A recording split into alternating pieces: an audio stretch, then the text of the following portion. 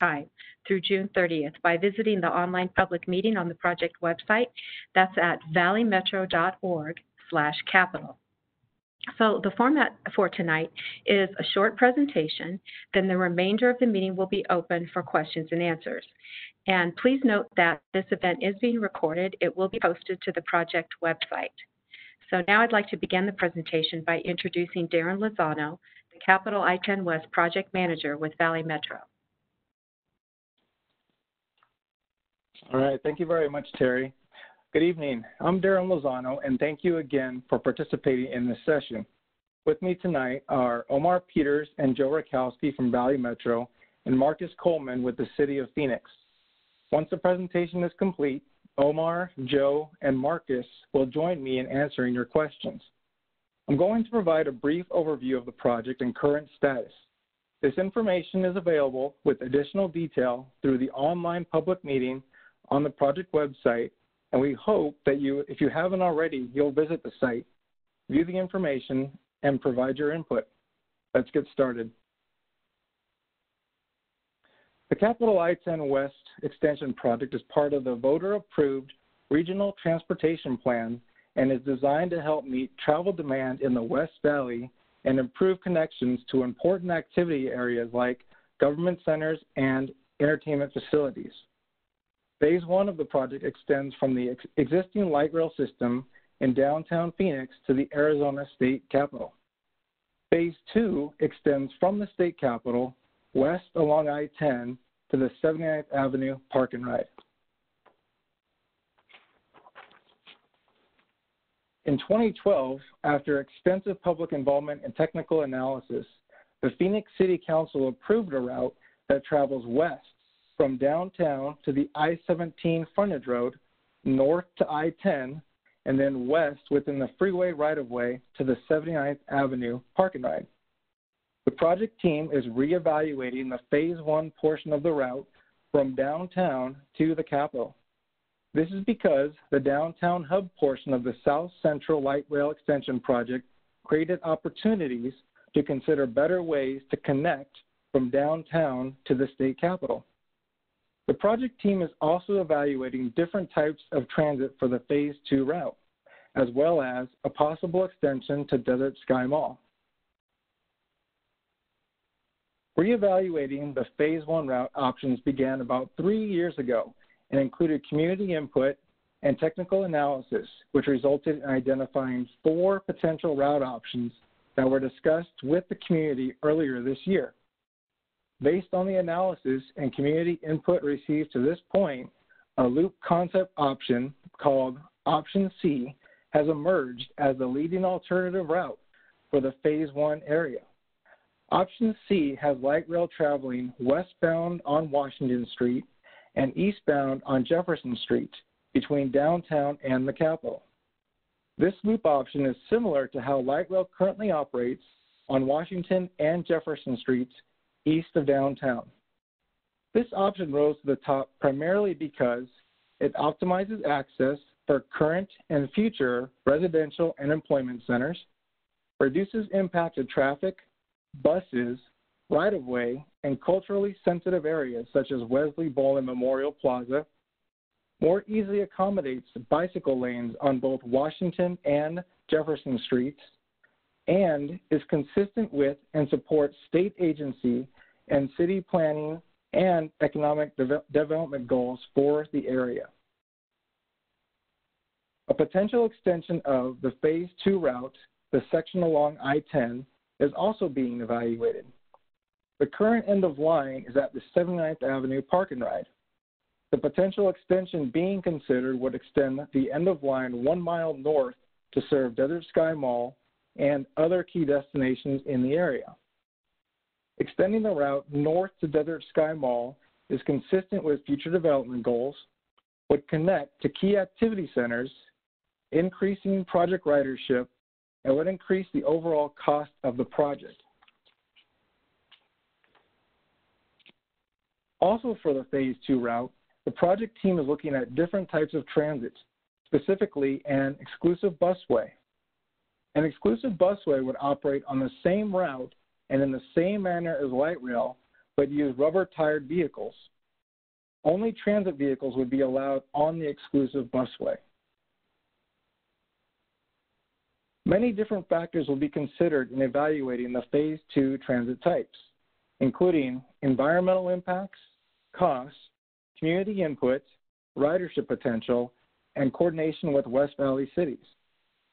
Other factors to consider include that light rail will provide a one-seat ride. That is, no transfers will be required to get to Sky Harbor, downtown Phoenix, or downtown Mesa. Additionally, exclusive busway is more flexible with more potential to use new technologies as they develop in the future. Evaluation so far has indicated that travel speed would be similar between light rail and exclusive busway. Light rail has the capacity to carry more passengers. Exclusive busway would be about 40 to 50% less expensive to build compared to light rail. Light rail has the potential to attract about 40% more riders than exclusive busway, and light rail has greater economic development potential. Stations for both light rail and exclusive busway could be built like stations on the current light rail system are built. However, exclusive busway stations could also be built to include bypass lanes that would allow buses to travel faster by skipping stops. Current rapid or express bus service could also use these lanes to travel faster between downtown Phoenix and the West Valley. We're also considering how long it would take to complete each transit type option being considered for Phase 2. Estimates based on typical experience show that light rail and exclusive busway would each take about 4 years to design, with construction taking about 5.5 years for light rail and 4.5 years for exclusive busway. As the study progresses, the project team will continue to provide project information, seek community input, and coordinate with the state of Arizona to finalize a recommendation for a Phase 1 route. Valley Metro anticipates presenting a Phase 1 route recommendation to the Phoenix City Council later this summer. The team will continue to analyze transit types for Phase 2, as well as the potential extension to Desert Sky Mall. Recommendations on those items are expected by the end of 2020. That concludes the presentation. Just a reminder that you can review this information in more detail by visiting the online public meeting at valleymetro.org/capital. Again, that's valleymetro.org/capital. Now we'll start the Q&A portion of the meeting, and I'll turn it over to Terry to review how to ask a question in this online format. Great. Thank you, Darren. So as Darren said, we're going to start the Q&A portion of the meeting. So if you are using WebEx, you can raise your hand to verbally ask a question, or you can use the Q&A function to type in a question. The project team will answer your questions either way you submit them. So all of these WebEx instructions are showing on your screen. If you're calling in via WebEx and you have that computer screen, you'll see we'll toggle back and forth with a couple of different slides that will show you the full instructions. So you'll just want to look at those screens, identify which WebEx version you're using, and then follow the instructions that are listed there. So for those of you calling us by phone, it's actually a little simpler. Press *3 if you'd like to ask a question. And what that does is gives us a hand raised signal, and when it's your turn to speak, we'll call on you and your line will be unmuted. When you're finished speaking, press *3 again to remove the hand raised signal, and then we will know that you've finished asking your question. You can certainly raise your hand again at another time.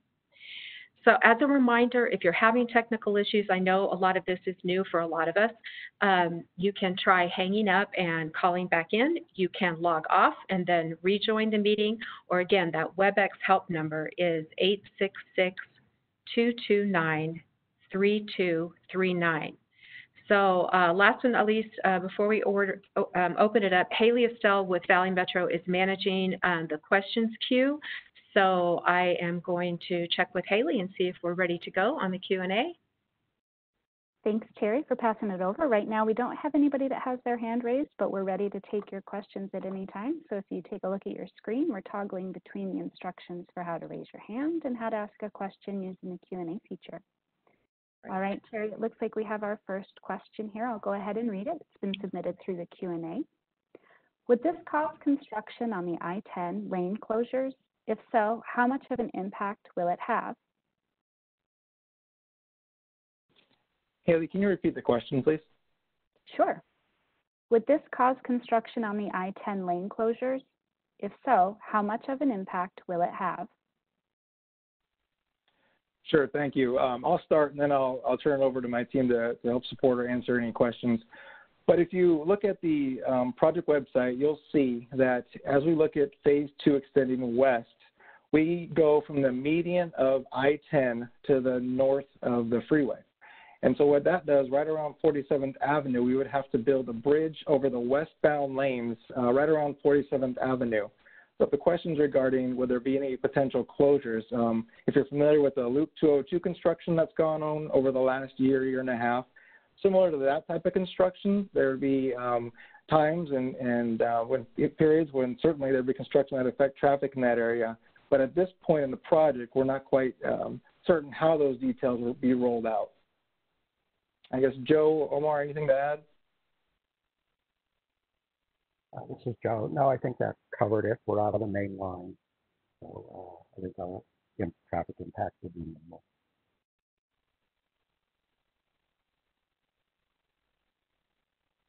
Great. Hopefully that answers the question. Thank you. Thank you, Darren. We have another question that's been submitted through Q&A. I'll go ahead and ask that now. When are you expecting segment 1 to be solicited for design and then expecting start of construction? All right, thank you for the question. I think, again, the question is when will the project be advertised for design and solicited for construction? You know, one of the things that we're doing as part of this phase 1 reevaluation is actually looking at the schedule itself to see when we can actually advance it. At this point in time, we don't have a definitive date in terms of when those details will be available. I guess I'd ask Marcus to feel free to weigh in, but that's pretty much where we're at from the technical standpoint at this time.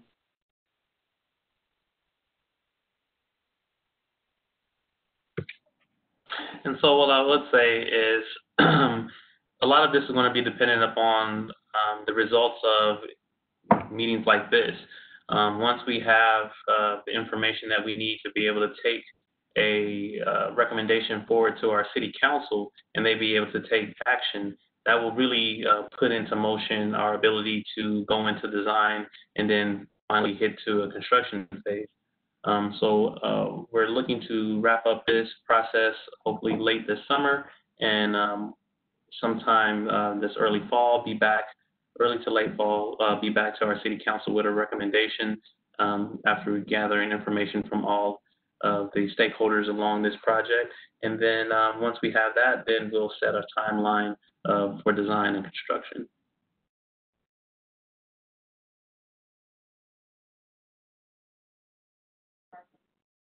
Thanks, Marcus. Thanks, Darren. So just a reminder, if you're using WebEx, look for the raise hand option to speak. Again, we're toggling 2 different screens on the instructions for raising your hand or typing a question. So look for the raise hand option if you want to verbally ask a question, or use the Q&A option to type a question in. Again, if you're calling in on your phone, just press *3 and that will give us a hand raise signal.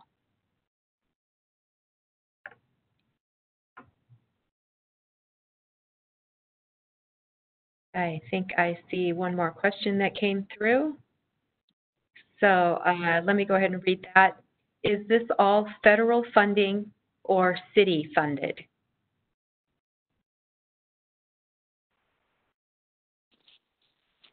I can start, and then Marcus, you can speak from the city side. Sure. So most of these projects, these light rail projects in the Valley, are a combination of funds, a combination of federal funds, regional funds from the sales tax, and then also City of Phoenix funds as well. Marcus, anything you'd like to add? No, Darren, I think you expressed it correctly. We would submit this project to the FTA for a capital investment grant program. And if we were successful in being allowed into that program, it would be a mixture of those funds. It would be a mixture of regional funds. That's why it's very important that we look at this project short-term and long-term, especially with our proposition coming up soon. So it'll be a push of a collaborative effort of different funding sources, which would be our T2050 funding, along with our regional funding, along with federal funding. And that would be the way that we would plan to move this project forward. Great. Thank you both. Haley, I don't see anything right now. Maybe I'll go through some information that might be interesting. We do some of the questions that we have been getting, in particular through the online public meeting or in our meetings with stakeholders and other members of the community, is about bike lanes. So bike lanes are really popular. We know we hear a lot about that from, like I said, from our meetings with the community. So how will bike lanes be accommodated, and how will they be worked into this project? Throw that to you, Darren. Sure, thank you. That is an interesting question. And I'll just start with, for the phase one options, we've been looking at the planning, as I mentioned during the presentation, for the last couple of years. And we've done a lot of community outreach, and with the point being, asking the community and stakeholders along the downtown section what's important. And so, of course, the answers are all over the place in terms of buses and pedestrian access, bikes as well. And so what we've done with this phase one loop option is figured out a way to have more of a flexible type of alignment compared to the other options that you've seen previously. And so we're very early in the process, so we haven't definitively defined where exactly the light rail and the traffic and the bikes will align within the specific streetway. However, what we know is if we only have to place one line of track in each of the individual streets, Washington and Jefferson, that gives us that much more room to work with installing bicycle lanes along the phase one area. So we feel like this again, our leading alternative, that's the loop, that we certainly would welcome input on, provides us that extra opportunity to allow rooms for bikes to be accommodated.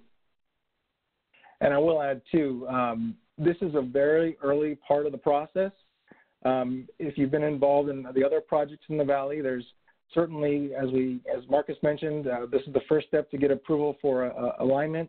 And then as we go into the environmental phase and then the specific design phases, there will also be a community outreach and opportunity for input for how we actually place those types of treatments, including bicycle lanes. Great. Thanks, Darren. Sure. We have a couple of callers who have questions, so I'm going to go ahead and start with Eva. Eva, I'm going to unmute your line. I see that you've joined on a mobile device. When I do that, you'll be live with the study team. I just ask that you raise your hand after you've asked your question. Eva, I'm going to go ahead and unmute you now. And you're live. Yes, I have a comment and two questions. So I've been involved in this route for many years, and the streets haven't changed from the initial conversation about the route. So we kind of find it interesting that today we have a different route that's a preferred route or a leading alternative when the streetscape is still the same as it was when we first started this conversation 10 years ago. So the other thing is, I was wondering, the data that you're saying that there's a leading alternative, is there public data available to how you came to that conclusion, that we can see why you have determined that that's the leading alternative? And then the last question is, if at the end of the day the community prefers the bus route, then will you still be applying for federal funding, or will that be covered just in local and regional money? So sorry, a whole bunch in there. No, thank you very much for the question. And let me see if I can quickly summarize. I think a couple of points is one is why did the phase one route change from what it was originally? The second part is the data that's out there and from phase one. And then the third thing is if we go with the bus route, how would the funding be solicited? I think I'll turn it over to Marcus about the funding piece, but I can answer the first two here. The question you had about why are we re-examining phase one, the biggest trigger there was the South Central extension. When the original alignment and decision was made back in 2012, the Capital I-10 West project went all the way to the current starter line at First Avenue. And now with the downtown hub as part of the South Central alignment, which if you take a look at the website, you're able to see, that extended that project limit to 3rd Avenue along Washington and Jefferson Street. And so that gave the Capital I-10 West project a new connection point. And so there was the opportunity to take a look at another connection to the state capitol. And to follow on that, some of the data that's available, I guess that is available online on the online public meeting. What we've done is we've summarized kind of the points to why the phase one option is the leading candidate compared to the other route options. And so I'd certainly invite you to take a look at that information, and hopefully that will kind of answer your question about why this rose to the top as the phase one leading candidate right now. And Marcus, do you want to answer about the funding question? So if I'm understanding the question correctly, it was if the bus route is impacted, will the funding be removed from the bus route? No, if the bus route is the alternative as opposed to light rail, will that change the funding? Will you still be applying for federal funding, or would that just be local and regional? Okay, so yes, if it is some type of exclusive busway, then we would still push forward with putting this into the Capital Investment Grant Program through the FTA. So we would still look for a federal participation. We would still have a local participation and a regional participation. So it may change our funding structure just because different programs within the CIG program have different structures of how funding is handled, but we would still be looking for federal participation. Yes, we would. Thank you. Thank you both. And Eva, thanks for the question. I just wanted to also remind everybody that if you think of questions later, we have on the online public meeting site a questions and answers page. It's the last page on that site, and it's a running list of all the questions and answers that have been submitted. So that's a good resource. You can continue to ask your questions anytime through June 30th. There's a comment button up at the top right of every single page of the online public meeting. So you just click on that, type in your question, and we'll get an answer posted. We post them about every 5 days or so, depending on the volume of questions. So that list is continually updated. So I just wanted to throw that in there. Thanks. Haley, I think we've got some more. We do. So we've got another caller with a question, and I will go ahead and unmute him in just a moment. Just so the panelists know, we do have several questions that have been submitted through the Q&A, so we'll continue through those as well. Sean, I see that you have your hand raised and you're joined us using one of the WebEx applications. I'm going to go ahead and unmute your line, and when I do that, you'll be live with the team. And Sean, you're unmuted.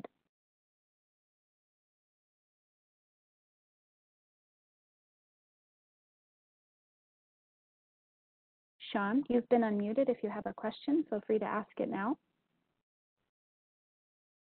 Hello, can you hear me?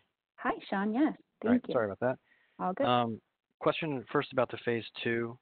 It sounded like when you did the comparison slides, I don't know if you can go back to it or not, between bus and light rail, that you said there was more economic development opportunity for the light rail option, but that seems really naive since this is a highway alignment, that there would really be a whole lot of economic development on a highway alignment. The phase two should probably be going down McDowell or ideally Thomas if you actually want economic development to happen. Moving into phase one, I didn't find the answer to Eva's question very very satisfactory about why the change in looking at different routes, because even before the South Central and you did the little 3rd Avenue jut in the South Central design, even before that you still had the light rail going down Washington and Jefferson from the east, and could have always done this alignment from the beginning. So it doesn't make any sense. That answer doesn't make sense, and it doesn't track with what's really going on. Talking about the alignments, I know I called in only like 2 or 3 minutes late, but I didn't know if you already got to them. Did you show any of the other concepts, or did you only show the leading alternative? Sean, we showed the leading alternative. We do still have those posted on the online site. These are the ones that were presented back in January, all of the options, and they are still available to view. So in this meeting, we didn't get to see concepts A or B or even the locally preferred alternative? As we track the progress of the study and move forward with different analysis and come to various conclusions based on the analysis and the input, then we kind of track the graphics as well. But we do still have those available. And Darren or Joe or anyone, if you want to add any technical input to that would be great. Can you share concept A right now up on the screen? It's not in this presentation, I'm sorry, but it is on the website, and I'd be happy to send it to you also. So what input are we looking for here if you're not even showing the different concepts? Well, as I said, we did receive comparison input in January on those 4 options, and any additional input you'd like to provide on them, they are still available, and you can look at them and provide input, and we'd be happy for you to do that. We're looking for input on those options. It really looks like you're stacking the deck if you're not even showing other options. So, all right. Well, thank you. like I said, okay. All right. Well, thanks, and please do provide any additional input. I think I understand what you're saying, and I think the team does as well. But any additional input you'd like to provide would be most welcome.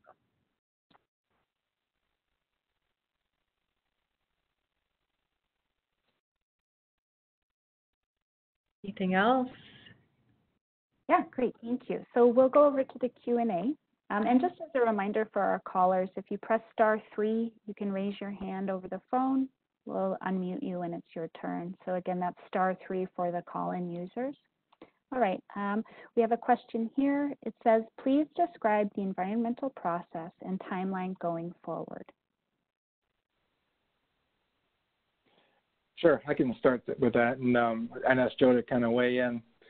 So as Marcus alluded to, we are going through the Federal Transit Administration, or the FTA, evaluation process to secure federal funds for this project. Because we're looking at federal funds, that requires us to do what's called an environmental assessment. And so a very detailed analysis of all the various types of environmental impacts you could potentially think of. Adjacent land uses, culturally sensitive properties, traffic, quite an extensive list. And so for this project, the way the schedule lines out, what we're doing is advancing the phase 1 project. And so what we would do is, again, get a recommendation for a phase 1 option. Once that's approved by council, advance into what we call preliminary design. So do a little more detailed design on it, and then take it through the environmental process. So the environmental process entails developing a very comprehensive document that basically outlines those environmental impacts related to the project. Now, to kick off the environmental process, we have what's called a public scoping meeting. And so at that meeting, similar to this, it's an open forum where we present the option being looked at, why it's being looked at, so how the project came to be, and all the different topics we're going to look at through the environmental process. Now, in terms of a timeline, I think the schedule is up there previously, but generally speaking, the environmental process can go anywhere from 1 to 2 years. Again, high level, a lot of it is dependent on the impacts that we find, Any comments we receive from the Federal Transit Administration, again, because they're going to be the approving entity. But that's in a nutshell, the environmental process. I hope that answers the question. And Joe, anything you'd like to add to that response? Hi, Darren. No, this is Joe. I think you covered it well. Great. Thank you, gentlemen. The next question, how will a project like this impact the historic properties along the alignment? Sure, good question. I'll go ahead and start, and then I'll turn it over to Joe to help answer the question here. But as I mentioned, we're working within a limited footprint along Washington Street. If you're familiar with that area, there certainly are some culturally sensitive areas. And so what we're doing in our high-level design and looking at options is we're doing our best to not impact those properties. And in fact, again, as we look through all the alternatives for phase one, the loop option as a leading alternative allows us that, again, going back to that word flexibility, to try and fit everything within the limited curve that we had. Joe, Omar, I know you've done a lot of work on this specific part of the project. Would you like to add information? Yeah, hi. Yes, hi, this is Joe. As Darren touched on, first of all, we're doing our best to avoid the impacts, and then beyond that, it would be to minimize and to mitigate. And as Darren discussed earlier about the environmental process, that's one of the reasons we'll be getting into more detailed engineering so that we can more fine-tune that both avoidance and minimization. That's all I have.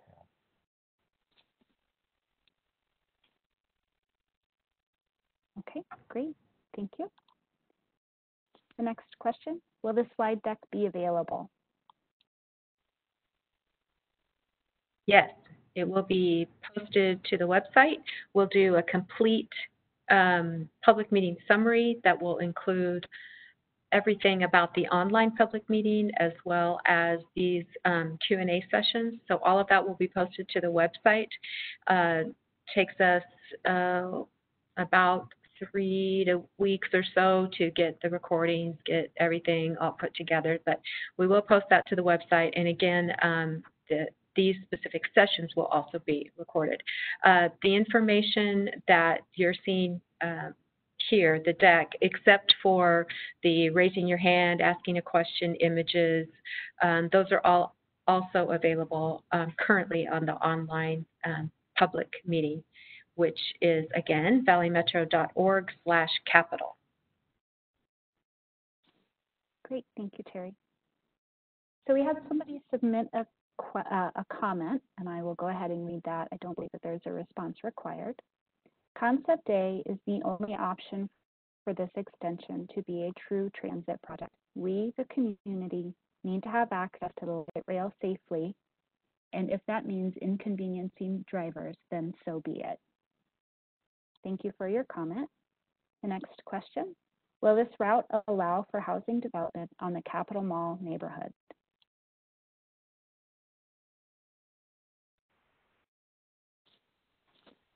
Marcus, I guess I'd turn that over to you as the City of Phoenix representative.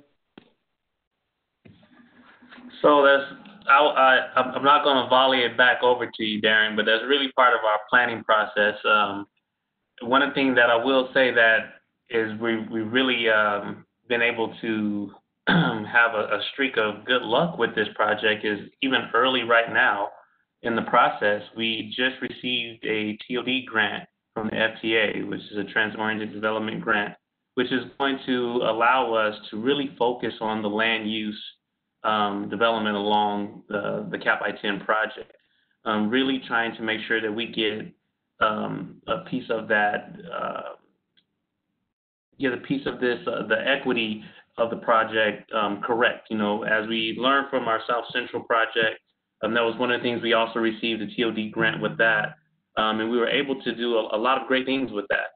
Unfortunately, the timing of that grant and the timing of the project were so tightly wound that we've actually had an opportunity here to be able to get out in front of our planning and some of our environmental assessment work with this TOD grant, which will roll up into that environmental assessment, which will make sure that we have policies and development policies that reflect what the vision of the community is.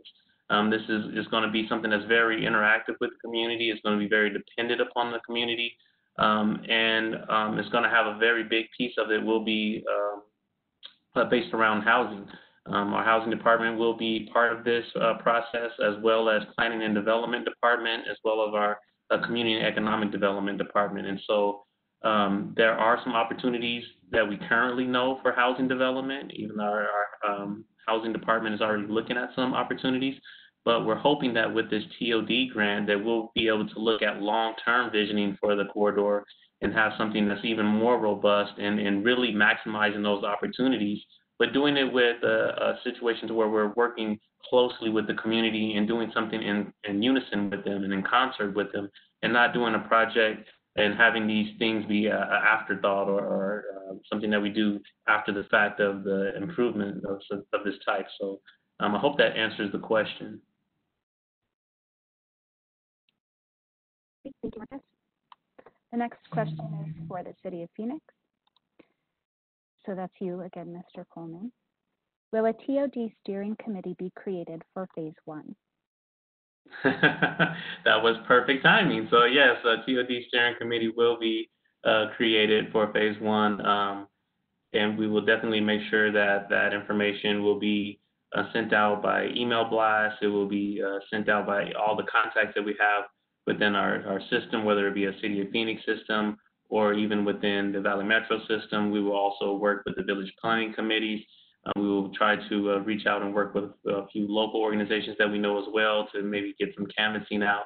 But we definitely want to make sure that we have a large participation in this process because, like I said, this is something that we want to make sure that we do in concert with the community, not something that we do as an afterthought. Great. And I want to add one thing to this, and I might be getting myself into a little trouble.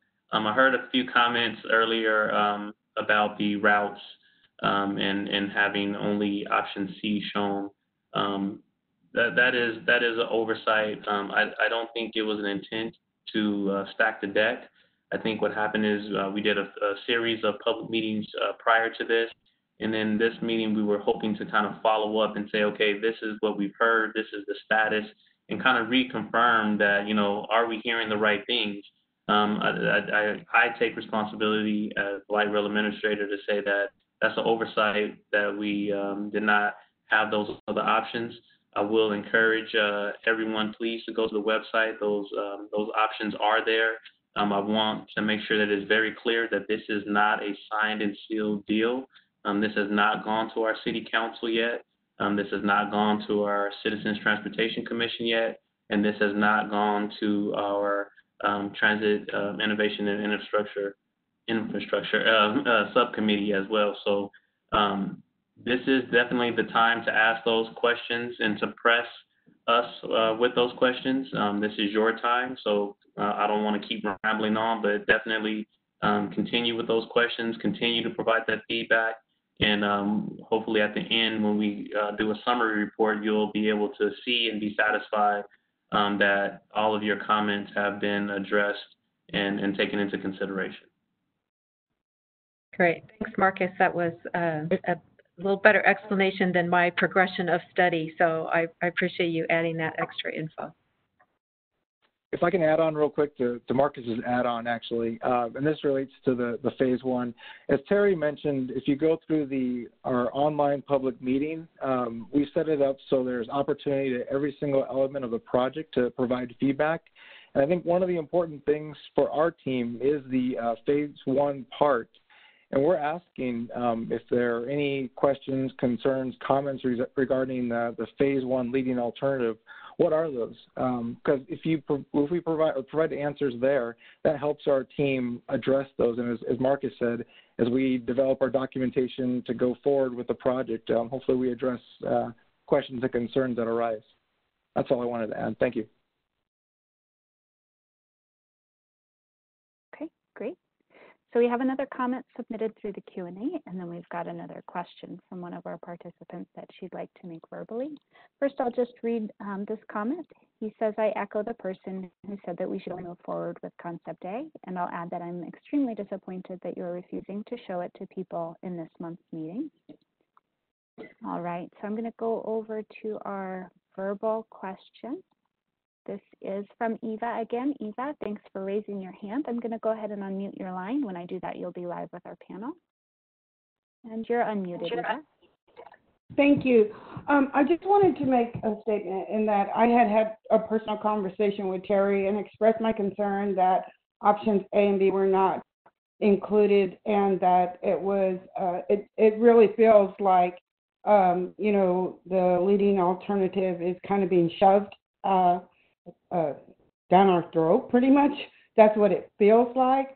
And so I had previously expressed concern that option A and B were not included in the presentation today, since I had a previous conversation expressing that same concern. So it just feels kind of unsure that you're listening. That's my comment. Well, I will let Terry respond to that, but I do want to say one thing, Eva.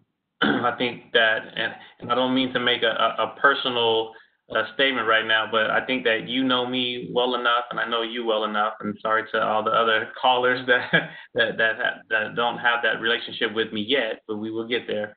I would not tell you that this is still an open process if it were not. I know that me and you have always made an agreement to be, you know, pretty transparent with each other. And so that, like I said, I will take responsibility, even if a conversation was had with Valley Metro. I did see the presentation before it was posted. That was something that I did not catch. I was looking at it, and maybe it's because I'm so close to it, I was looking at it as more of us giving an update of where we are now, but still having that information available that was originally presented.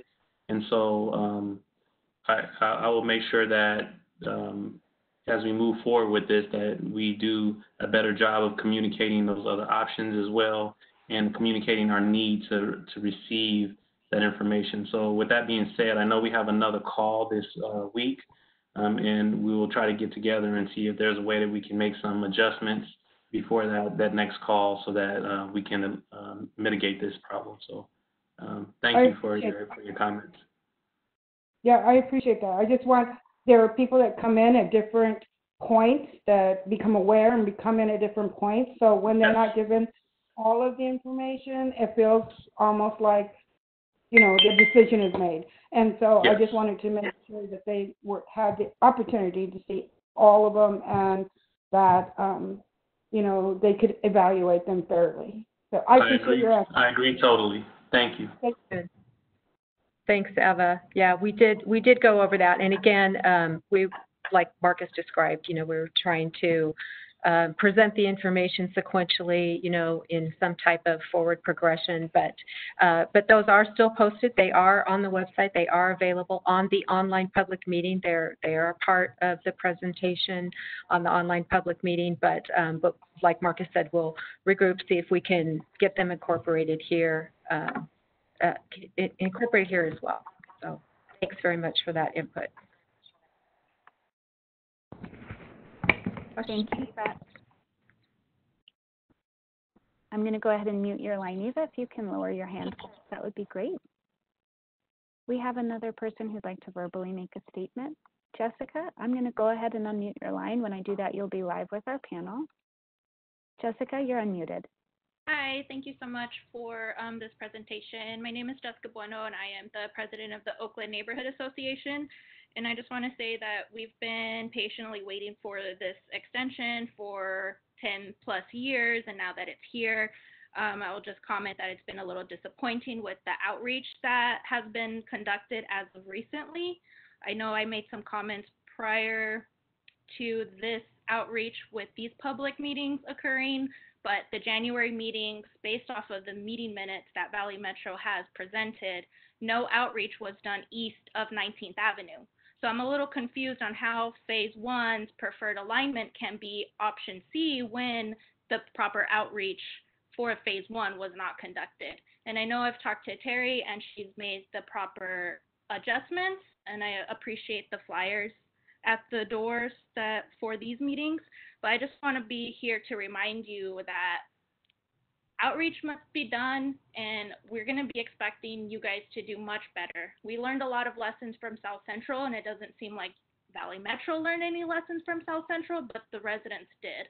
So I'm just going to be here to remind you that you need to be doing better for this community. This is such a major project for us, and we're so we're expecting it to be great, and so that's why there's just going to be this constant pushback of expectations. And I just want to make that very clear that we're going to be very involved in this project and very hopeful that it's going to be executed to really accommodate the residents and all transit users. So with that, I'll also just, state that option A is the only option that will work for us, the residents and other transit users. I think the preferred option C will not. It's very confusing for transit users to be on one road to go east and then the other road to go west. Imagine having to, navigate that in the summer. What does it mean when people miss their train by seconds and, miss the opportunity to show up on work on time and could possibly lose their job? I also just want to point out that the Jefferson line is going to be very close to the Human Service Campus. And with the constant equity lens that the nation is going through right now, I think putting that alignment on Jefferson is like setting up a trap for people that are experiencing homelessness. If we're not there, if other patrons aren't there to monitor and to visually see and protect these vulnerable populations, I just feel that the security, the police will take advantage and continue to criminalize our vulnerable populations. And so these are just all remarks and feedbacks, and you can take it as you like, but I will be here continually pushing you guys and the city. Thank you.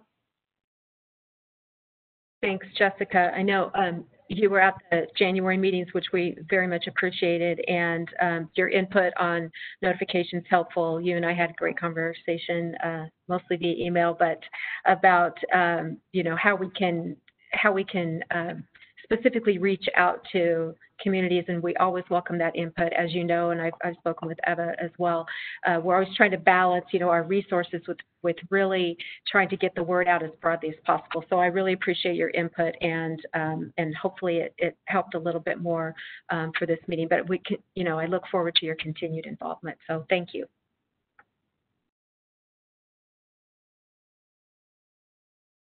Great. Thank you, Jessica. I'm going to go ahead and mute your line. If you could please lower your hand for us, that would be great.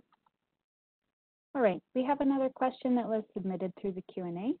It says, I noticed that on public meeting in January, there was a question and many shows segment C seemed heavily liked. Any idea of how many selected via that questionnaire?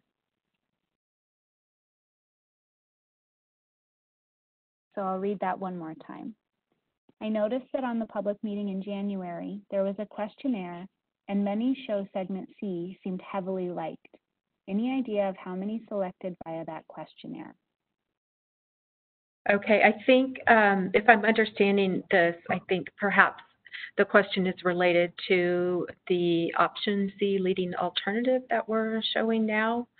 And I don't know the numbers off the top of my head, but it was somewhere in, I can't remember, over the 55%-ish something, but I would have to go back and look at that breakdown. It is posted on the website on the January public meeting summary, and each of the options and the responses are all listed there. I would like to also point out that meeting summary is the summary of just the public meeting input, and that we do have other, community meetings and other summaries available if you're interested in that to get a fuller picture. But it's all available on the website.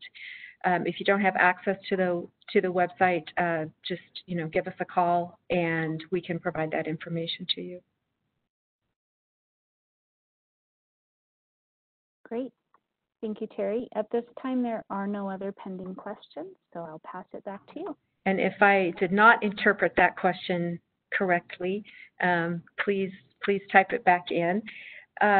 So I know, let me think here, if we've got a couple of other. First off, let me just remind everybody, in case we had anyone joining late, that if you are joining via WebEx, you're going to want to look for the raise hand option to speak, or the Q&A option to type in your question. And if you're joining us on your phone, you will raise your hand by pressing *3. So just a reminder there. And let me see if we can go through a couple of other questions. Some of our FAQs. Most of these have already been covered or brought up by the attendees, so thank you very much. Here's one, though, I don't think I've heard this evening. If exclusive busway is selected, could it transition to light rail sometime in the future? Darren, do you want to take a stab at that one? Sure, I'll start, and I know that Joe has a lot of experience with these types of projects, and I'll turn it over to him. But from a technical standpoint, sure, a busway could be transitioned over to light rail. One of the things the team would have to do is take a look at what those impacts could be.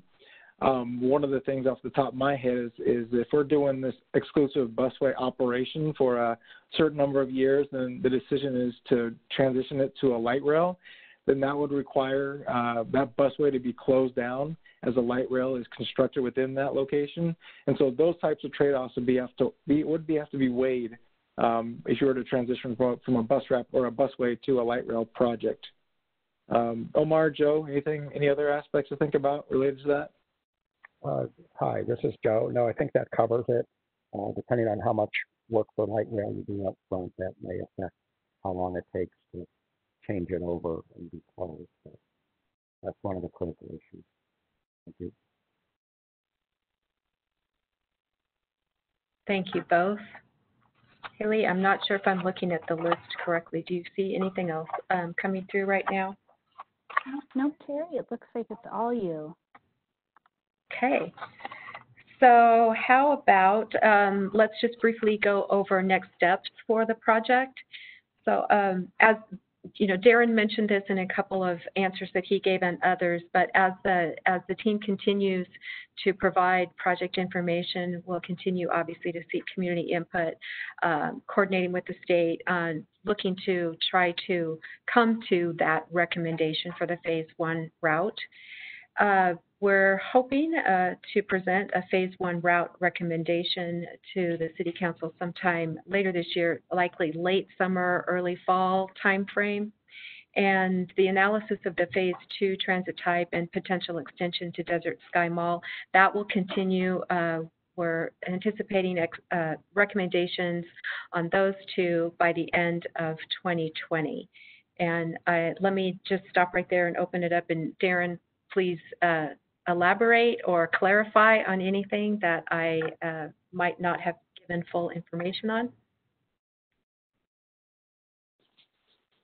I think you covered the schedule at a high level. I don't have anything to add to that. All right, thank you. Well, we're going to keep the lines open to 7, but let me just remind everybody that we do have another session on Saturday at 10 a.m. The full details are on the first page of the CapitolI 10 West website at valleymetro.org/capital. Marcus, did you have a question? Yes, I have a quick question. Darren, would it be possible for, I'm just looking at this, I don't know how quickly we could talk through it, but could you just verbally talk through option A and option B? Sure, I can do that. So if you look at, actually, you know what? I don't have the options right in front of me. Omar, Joe, I know you know them pretty well. One of you want to explain those real quick? I think I can. Okay, let me see. Let me give me a shot at it, and if I go too far off the rails, pun intended, bring me back on track. So a locally preferred alternative as a single track on Washington and Jefferson until 7th, heading west from 3rd Avenue to 7th Avenue. between 7th Avenue and 8th Avenue. It will transition to a couplet on Jefferson, which continues to work, a double track, sorry, it will continue to a double track, which will continue to travel westbound on Jefferson, double track from approximately 8th Avenue all the way to somewhere between 15th Avenue and 19th Avenue. At that location, then it will head north at an unknown crossroads. We don't know if that would be 17th Avenue, 18th Avenue, 19th Avenue. It would head north to Van Buren, and then once reaching Van Buren, it would head west over to 27th Avenue, taking the frontage road on the west side of the I-17 up to the I-10, then traveling down the center of I-10 to approximately 47th Avenue. Then it will angle to the north bank of to the south bank of the drainage channel on the north side of the I-10 freeway and travel on that alignment all the way out to 79th Avenue adjacent to the park and ride. That was our locally preferred alternative that was approved back in 2012. I think option A was almost the reverse of that, to where we had a couplet, which was a single track on Washington and Jefferson running from 3rd Avenue to 7th Avenue. Then they would come together, double tracking on Washington from approximately 8th Avenue all the way to some unknown street, which when I say unknown, it would be somewhere between the area of 17th Avenue and 19th Avenue, where it would make a determination to head north to Van Buren and then follow that same alignment as previously discussed. Then the last alternative, then the next alternative is to have a single track on Washington and Jefferson that will run west from 3rd Avenue to 15th Avenue. At 15th Avenue, the Jefferson alignment will head north to Washington, to where it will double track on Washington west from 15th Avenue over to 17th, 18th, or 19th Avenue, whichever is chosen, and then it will head north to Van Buren and then follow the same alignment as previously discussed on the other two options. And so I hope that I've given a pretty good depiction of it. I know this doesn't suffice for having the slides, but anyone who has called in today, if they don't have the option to call in at another time, I wanted to make sure that we at least gave a verbal description of what those options are, and hopefully you can still call in with those questions that you may have, and we're more than willing to answer questions. And if you have questions now, I think we have a couple of minutes that we might be able to squeeze one or two out real quick. So I'll shut up. Thanks, Marcus. Haley, do you have anything? So at this time, it looks like all lines are silent. We don't have anybody with their hand raised great. or asking to speak verbally. So just a reminder, those options are all posted on the online public meeting, so I encourage you to go there. If you don't have computer access or can't get to that for some reason, have some issue, you can contact us directly. So I'm about to give you a phone number, so I'm giving you a warning in case you want to grab a pen or a pencil. It's also posted. If you're using WebEx, it's posted on your screen. You can see it. You can call us at 602-744-5579. Keep the comments coming. I know this is all, like I said, it's new for us, it's new for everybody, this kind of virtual experience, and I would also be really interested to understand how it worked for you. So if there's any input there that you want to provide at a later date, either through the website or give us a call, that would be much appreciated. So at this time, I believe we have one question. Okay, right at the finish line. A comment, okay, thanks. So I'm going to go ahead and share this for those of you that are joined through WebEx. This is from a gentleman who has shared a link to the project website. Again, that's valleymetro.org, and Terry, I'll let you take over the rest of that. So just a reference to the website where folks can see these resources would be great.